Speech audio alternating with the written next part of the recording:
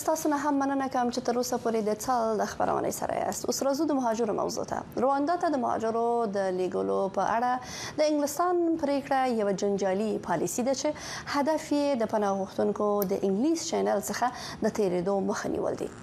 د 2022 په اپریل کې انګلستان په رواندا ته د تفاهم یو یاداښت لاسلیک کړ چې انګلستان ته اجازه ورکوي پناه غوښتونکي رواندا ته د بیا میشتېدنې لپاره ولاړ شي. اوس د بریټانیا د نوي صدر اعظم پر راتګ سره دا قانون لغوه شوی.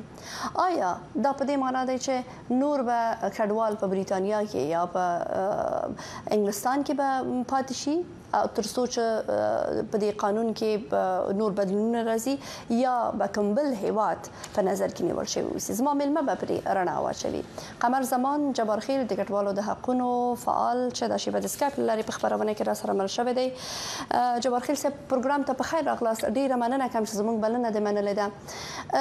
دغه اوله پوښتنه همدې رواندا ته د مهاجرو د لیک په مسلې باندې غواړم ستاسو نظر ولرم چې رواندا ته د کډوالو د استولو پالیسي له قانوني ننګونو سره مخ ده او تطبیق ځنډېدلی دی. دا مسله د سیاستوالو د بشري حقوقو ډلو او عامو خلکو ترمنځ د بحث یوه ګرمه موضوع ده. د دې قانون د لغوه کېدو موضوع څنګه ده؟ ډیره زیاته مننه. اوله خو تاسو لیدونکو او اوریدونکو ته سلامونه وړاندې کوم. دا په بریټانیا کې بالکل یو سیاسي موضوع او دغه موضوع د کنسرواتیو پارټي را مخې ته کړې و چې هغه غوښتل چې په دې باندې سیاست وکړي. ولې تیر 14 کلونو نه دوی کله په 10 ډاون سټریټ ته اول واري کامیاب شول. دوی داسې ډیر د غلطیانې وکړلې چې د بریټانیا عوام په دوی باندې نور باور نه لرلو. نو کله چې دوی په دې باندې کوی ته دوی دغه موضوع راونی ولا چې منګه د ماجرو ډیر سخت خلاف یو او موږ نه غواړو چې دلته ماجر راسي. ولې زیاتره ماجر سره غوړي دغه کوم مشکلات په بریټانیا کې پاتې غسوي ده درا پیدا شوی ده. د ټول موږ ته لاندون راغلي ده. هغه کې د ډېرې د مشکلاتونو چې د کورو کوم دلته نن سبا کورونه ډېر قیمت شوی دي. کراګان هم جګی شوی دي او اندغه سو غواړي په مورګیج باندې کورونه واخلي. هغه ډېر غټه مسله.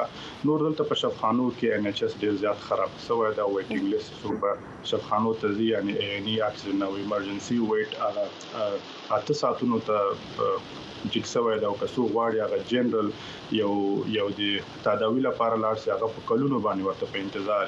نو دوی دغه ټول باندې سترګې پټ کړې. د بریټانیا عوام ته غوښتل چې دوکا ورکړي ورته د ټول مشکلات موږ ته ماجرو نه راغلي ده. نو هغه د دې لپاره دوی یو پالیسي جوړه کړې و د رواندا د لیګلو دی وستا به یو ډیټرن وي. موږ غواړو چې ماجر په دې باندې د وډار کو د کوم اورګنایزیشن یا د کوم زیاتره څنګه دلته ګورو د په کالاس کې رضوانان نه پیسې اخلي کچاکبران او دلته بیا په دې سمندر کې دوی په دې ډوړو کشتي کې کینی او بریټانیا ته را لېږي. نو غوښتل چې دغه یو ډیټرنټ پالیسي ووسیږي. نو دوی دا پالیسي را مخې ته کړل په هغه وخت کې چې هم سیکریټري پټیل واغې دغه پالیسي له رواندا سره دغه یو ارګومنټ امضا کړو. دا دوی ډیر زیات کوشش وکړ چې اولینه یو فلایټ یا یو داسې یو تعداد ځوانان رواندا ته ولېږي چې عوام ور باندې باور وکړي. خو دوی په دې باندې دونه توانې دلته داسې مدني فعالان او ټولنې وي چې دا بار دغه کیسې د های کورټ ته مخې ته کو او دغه په یورپین یونین هیومن رائټ په محکمې باندې غاګ وکړ. بیا دوی لاخر دغه 13 اپریل کې یو پالیسي په ډیره په زور باندې رشي سوناک په پارلمان کې پاس کړل او بیا ولې سمون نه فلایټ په 15 جولای باندې هغه کې به ډېر مشکلات ومنګ ډېر لارونونه د دې لپاره او په دې غاګ وکړ چې په دغه پالیسي کې به افغانان ډېرې ماجر چې دغه هیواد ترازی هغه د افغانستان او ایران ناراضي. نو موږ یو وخت دا د افغانستان خو یو هیواد په دې ټوله دنیا کې بله جبارخیل صاحب دغه پالیسي کله چې ومنل شو اکثریت افغانان په لندن کې ډیر اندېښمن ول چې اوس به رواندا ته کزي د دوی کیسونه به څنګه کیال ته هم د ژوند کولو هغه زمينه چې دوی څه په سر کې درلودل مناسب نه و. دی ته خو اوس د بریټانیا د نوي صدر اعظم پالیسي د کډوالو په اړه څنګه ده؟ افغانان د نوي صدر اعظم پالیسي ته په کوم نظر ګوري یا د راتګ ته په کوم نظر ګوري؟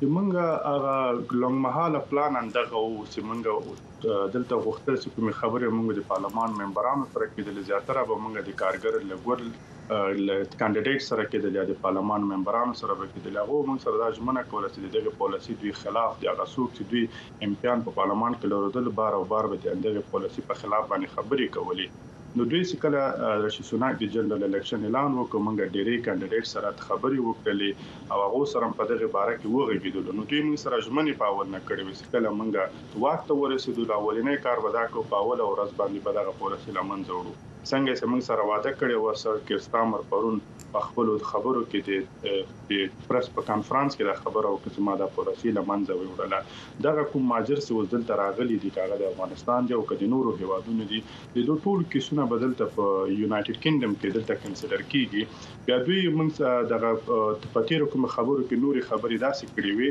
چې ډېرې نور داسې اگست ځوانان ستاسو نورو هیوادونو راغلي کله چې دوی کمپاین کاوه د جنرال الیکشن لپاره دوی هغه وخت کې یو خبره کړې و چې موږ ډېرې ماجر هم له بنگلاديش راځي بیا په دې باندې دوی ډېر زیات دلته د بنگلاديش حکومت سوسايټي دی اورګنایزیشن دی په دې باندې ډېر زیات بده ومنله چې ولې تاسو بنگلاديش ټارګټ ک نو دوی غواړي چې دغه ډېرې نور د لدینور ملکونو څخه راغلي دی او هغه ملکونو کې جنگ نه هغه سیف دی نو دوی غواړي چې دغه کیسونه کنسیډر کړي او هغه ته فیصله کوي ریفیوز یعنی دلته دونه منی غواړي چې هغه هیوادونو ته ودی هغه انټرنیشنل یو اګریمنت غواړي چې هغه هیوادونو سره هغه به تخپل ماجر واخلي نو د افغانانو مسله راځي دوی نو غواړي چې لکه افغانان افغانستان ته ولېګول افغانستان هغه هیواد نه رسیدي ورسره کوم د طالبانو د چارواکو سره کوم اګریمنت ساين کړي او په افغانانو ولې بله ډیره مننه کوم قمر زمان جبار خیر د کډوالو د حقوقو فعال